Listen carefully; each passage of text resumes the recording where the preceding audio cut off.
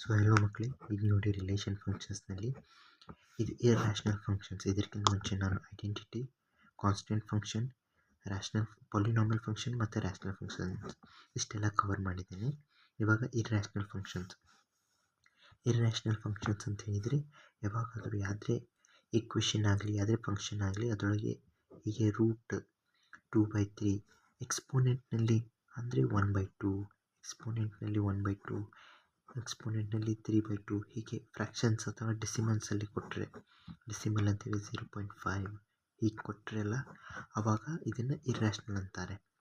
Okay, ಇದನ್ನು solve ಹೇಗೆ ಮಾಡೋದು ಅಂತ ಹೇಳಿದರೆ ಫಸ್ಟ್ ಆಫ್ ಆಲ್ ನೋಡಿ, ಇದರೊಳಗೆ ನಾನು ಡೊಮೇನ್ ಫಂಕ್ಷನ್ಸ್ನಲ್ಲಿ ಹೇಳಿದ್ದೆ ಡೊಮೇನ್ ವಿಡಿಯೋದಲ್ಲಿ.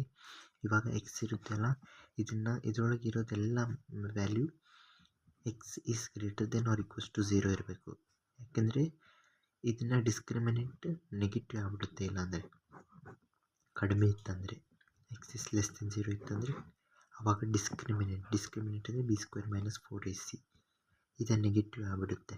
ಸೊ ಅದಕ್ಕೋಸ್ಕರ ಇದನ್ನೇನು ಮಾಡ್ತೇವೆ, ಈ ರೀತಿ ಬಂದಾಗ x is greater than or equals to 0 ಬರೀತೇವೆ. ಇದನ್ನು ಹಾಗೆ ಮಾಡ್ಬೋದು. ಇದನ್ನು ನಾನು ಮುಂದೆ ಕಲಿಸ್ತೇನೆ ಹೇಗೆ ಮಾಡಬೇಕಂತ ಹೇಳಿ.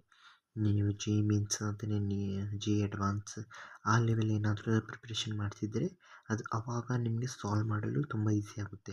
ವಿ ಕರ್ವ್ ಮೆಥಡ್ ಯೂಸ್ ಆಗುತ್ತೆ, ಎಲ್ಲ ಯೂಸ್ ಆಗುತ್ತೆ. So thanks for watching. ಇದು ಎನ್ ಸಿ ಆರ್ ಟಿಯಲ್ಲಿ ಇಲ್ಲ ಇದನ್ನು, ಆದರೆ ಜಿ ಮೀನ್ಸ್ ಜಿ ಅಡ್ವಾನ್ಸ್ ಪೋರ್ಷನಲ್ಲಿ ಬಂದೇ ಬರುತ್ತೆ. So thanks for watching. ಇದೇನಾದರೂ ಅರ್ಥ ಆಗಲಿಲ್ಲ ದಯವಿಟ್ಟು ಕಮೆಂಟ್ ಮಾಡಿ, ಮತ್ತು ವಿಡಿಯೋನ ಲೈಕ್ ಮಾಡಿ ಮತ್ತು ಚಾನಲ್ ಸಬ್ಸ್ಕ್ರೈಬ್ ಮಾಡಿ. Thanks for watching.